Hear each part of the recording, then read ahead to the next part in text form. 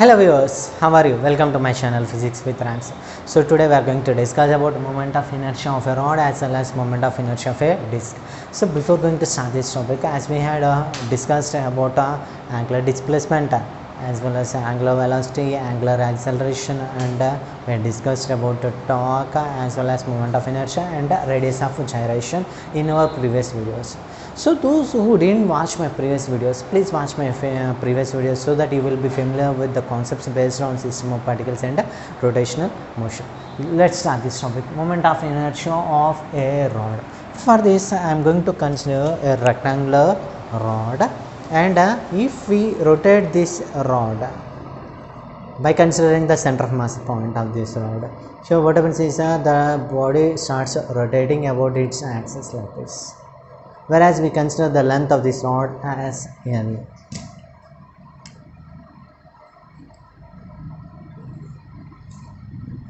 So here we had considered a rod of length L, whereas this rod is going to be rotate about its center of mass axis point with angular velocity omega. Now we have to represent the moment of inertia of this rod. In order to represent the moment of inertia of this rod, here we consider a small length dx at a distance of x from the axis of rotation, whereas the mass of this small part length dx is dm. Now in order to find the moment of inertia of this rectangular rod, here we consider linear density. Let us see the density regarding this moment of inertia. The linear density is represented by lambda, where lambda is equals to mass acting per unit length, whereas areal density is represented by sigma, where sigma is given as mass acting per unit area, whereas volume density, or we can also call it as a density, and it is represented by rho, where rho is equals to mass acting per unit volume. Now in the case of this moment of inertia of a rod, we are going to consider linear density, whereas linear density is represented as mass acting per unit length. Then here the linear density is given as lambda equals to the total mass of this rod is represented as capital M, and the total length of this rod is capital L. Observe that lambda equals to capital M by capital L. Then mass of this rod is given as M equals to lambda into L. This gives the mass of this total rod. Now in order to represent the mass for length dx, we consider it as dm is equals to lambda into dx. M equals to lambda L. In the same way, dm equals to lambda into dx. But we know that lambda equals to m by L. If we substitute m by L in this equation, here we have dm is equals to m by L into dx. This gives a change in mass in terms of original mass and original length and change in the length. And we know that the moment of inertia is given as I equals to mr square. For this mass dm, the moment of inertia is given as di equals to mass is dm into distance is x square. Perpendicular distance is x. So based on that, we can represent di equals to dm into x square. Now we have to integrate this equation by substituting the value of dm in this equation.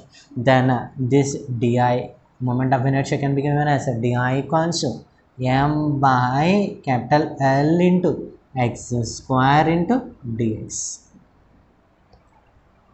Now here we have to find the total moment of inertia of this rod. By integrating this, we will get the, whereas integration of di is equals to integration of m by L into x square into dx.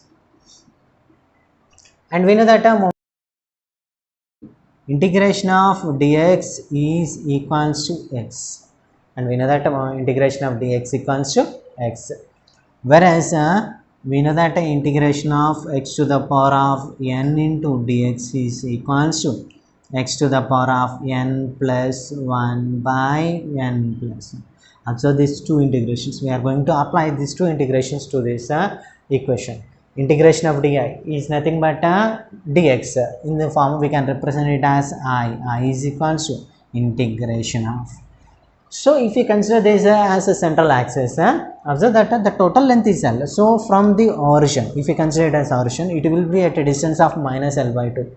And from the origin towards this end, right side, we have a distance of L by 2. So the limits are represented as minus L by 2 to L by 2 into m by L into x square dx, where we know that m by L is constant. Then here we can represent it as m by L into integration of minus L by 2 to L by 2 x square into dx.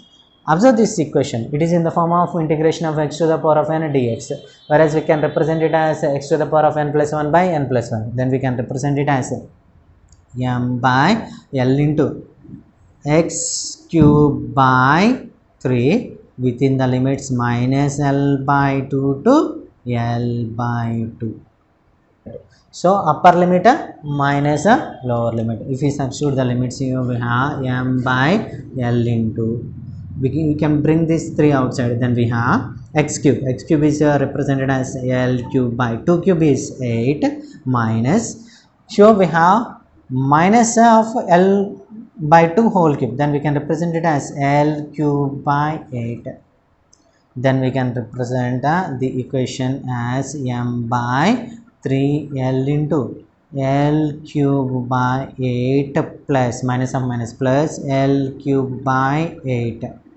Then here it can be given as m by 3L into, on doing LCM, here we have 2L cube by 8, 2 4s 8, and 1L gets cancelled. So here the moment of inertia is given as m L square by 3 into 4, 12. This gives the moment of inertia of a rod which is rotating about the center of mass axis. Take a screenshot, we will continue.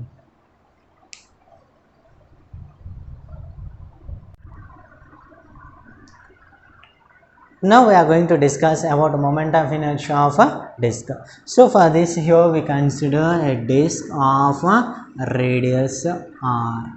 So in order to represent the moment of inertia of disk, we consider this a smaller disk of a radius small r. On this smaller disk, we consider a small breadth dr, whereas the mass of this dr is dm. Let us represent the disk. Observe this disk like this. Observe it is similar to this. So here we had considered the disk with a radius r, and we had considered smaller disk with a radius smaller, Observe along this axis, along the central axis, the disk is rotating like this. Now in order to find this, here we consider a small length.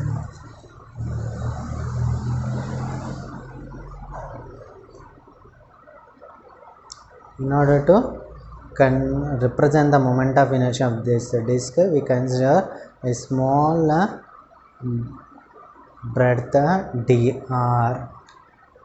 We consider a small breadth dr. Mass of this breadth is dm. So now here we have to represent the moment of inertia. In order to represent this moment of inertia of this disk, we consider areal density, and we know that areal density is given as sigma equals to m by a. Areal density is given as sigma equals to m by a. From this, if we consider the total mass of this disk as capital M, and here the area of this disk is given as A equals to pi r square. If we substitute, then areal density can be given as sigma equals to capital M by pi r square. Then mass of the disk is given as m equals sigma into pi r square.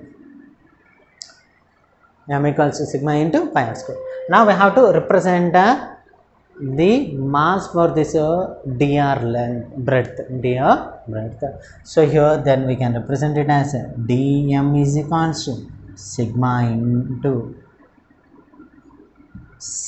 area of this lower disk, whereas it is given based on the circumference of this disk as well as breadth dr. Length into breadth, area can be given as a length into breadth, whereas length is given based on the circumference and it is given as 2 pi r into breadth is dr.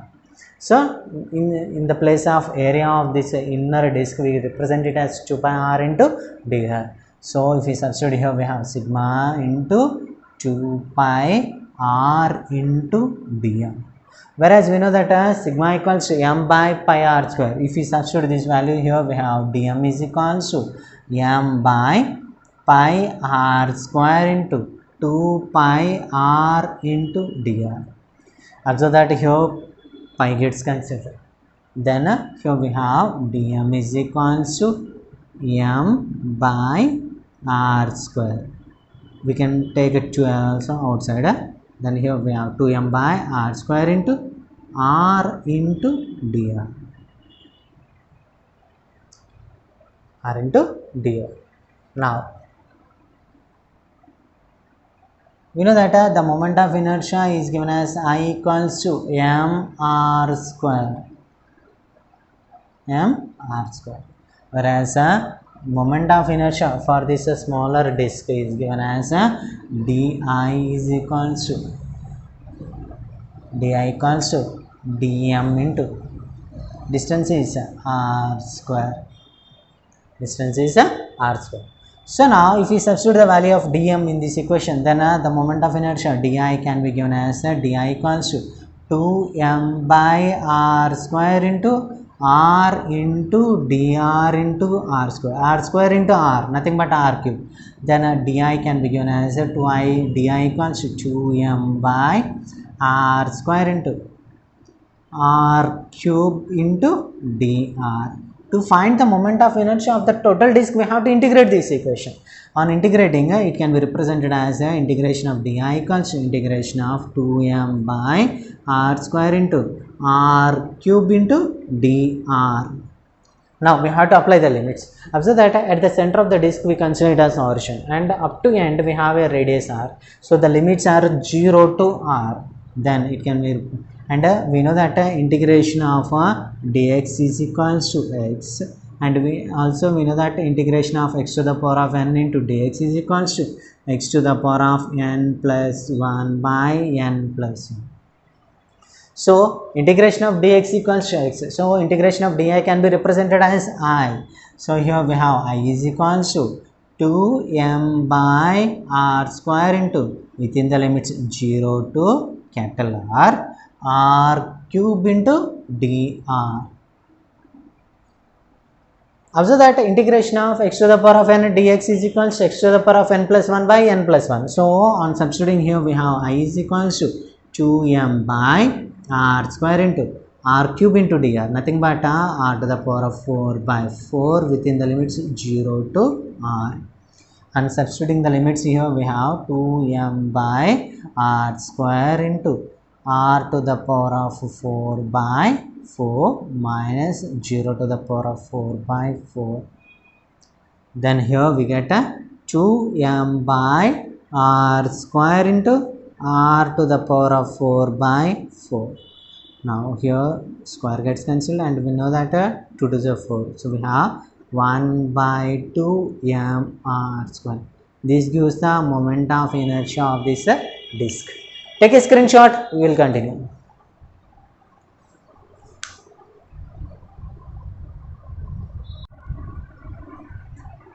Let us solve the numericals based on this moment of inertia of rod as well as disk.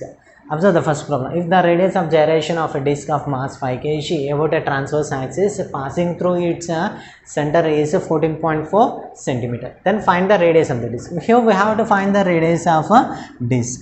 whereas radius of gyration is given as 14.14 centimeter, whereas mass of the disc is 5 kg. Now let us represent the radius of gyration of the disc from a moment of inertia of the disc. We know that a moment of inertia of the disc is given as mr square by 2. Now we have to compare this equation. I is equals to mk square, and comparing this equation, here we get a k square equals to r square by 2. Then here we have k equals to r by root 2. So this represents the radius of gyration of a disc. Similarly, we can represent the radius of gyration of a rod. We know that I is equals to ml square by 12. On comparing this equation with I equals to mk square, here we get a k square equals to l square by 12. Then here k can be given as l by root 12. We know that 12 can be represented as 4 into 3. Under root of 4 is 2. So we can also represent it as k equals to l by 2 root 3. This represents a radius of gyration of a rod, and this represents a radiation of gyration of a disc. So here, as you observe that we have to find the radius of this disc, whereas k is equals to r by root 2. Then here we have r equals to k into root 2, where the value of k is 14.14 into root 2. So here we know that 14.14 cannot be represented as root 2 into 10 into root 2. Root 2 into root 2 is 2. 2 into 10, nothing but 20 centimeters. So this is the radius of the disc. Take a screenshot. We will continue.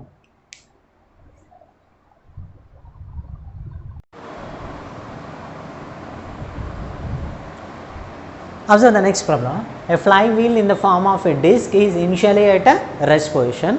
When a constant torque acts on it for a minute, it attains a speed of 600 rpm. Calculate torque if mass and radius of the disc are 10 kg and 0.4 meter respectively.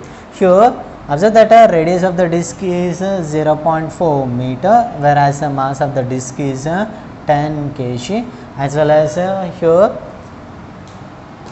initial angular velocity is 0 radian per second, whereas we have to find the final angular velocity, and we know that final angular velocity can be given as 2 pi n by t, where the value of n is given as 600 rpm and time is given as 60 seconds, 1 minute. So if we substitute these values, here we have 2 pi into 600 by 60.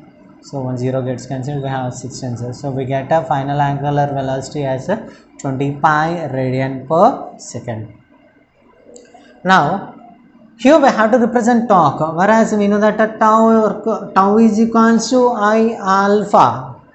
Now that torque tau is equals to I alpha. We require moment of inertia as well as angular acceleration. So in order to find this angular acceleration, we know that alpha equals to final angular velocity minus initial angular velocity by time t. Final angular velocity is 20 pi minus initial angular velocity is 0 by 60. So then angular acceleration is given as 20 pi by 60. So 23 is we get alpha equals to pi by 3. Alpha equals to pi by 3 radian per seconds. Now we have to represent moment of inertia, where we know that the moment of inertia of disc is given as mr square by 2. So here mass is given as 10 and radius is 0.4 whole square by 2. 0.4 whole square can be represented as 0.16. Then here we have 1.6 by 2. 1.6 by 2 is nothing but 0.8 kg meter square. So now we got moment of inertia I is equals to 0.8 kg per meter square. If we substitute the value of alpha and I, we can get a torque, whereas tau is equals to 0.8 into pi by 3. So you know the value of pi as 3.14, then we can represent it as 0.8 into 3.14 by 3. So 3 ones are 3, Next 3 fours are 12, and here also that 1.104 into 8, 4 8s are 32, 3 8, so 0.832. Then the torque is given as 0.832 Newton meter. Take a screenshot, we will continue.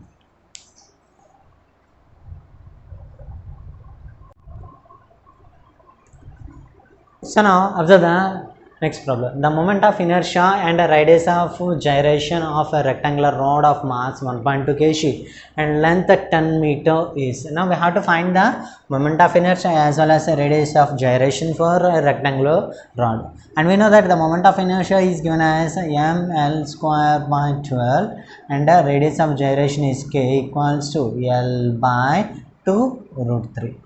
Now we have to find the value of I as well as k. Whereas the mass of this rod is given as m equals to 1.2 kg, whereas the length is 10 meters. Then moment of inertia can be given as I equals to 1.2 into L square, nothing but 10 square, nothing but 100 by 12. So here as we cancel we get a 10. 1 0 gets cancelled, so we have 10 kg meter square. 10 kg meter square. This represents the moment of inertia of the rod. Now we have to find the radius of gyration, where we know that k equals to L by 2 root 3. Then the value of L is 10 by 2 root 3, or we can also represent it as 5 root 3 meter.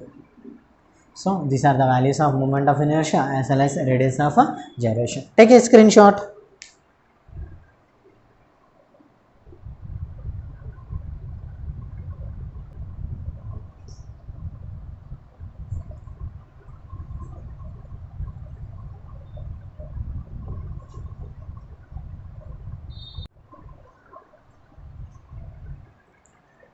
I hope that you had enjoyed my video. Please share this video to your friends and don't forget to subscribe my channel and give a like to this video.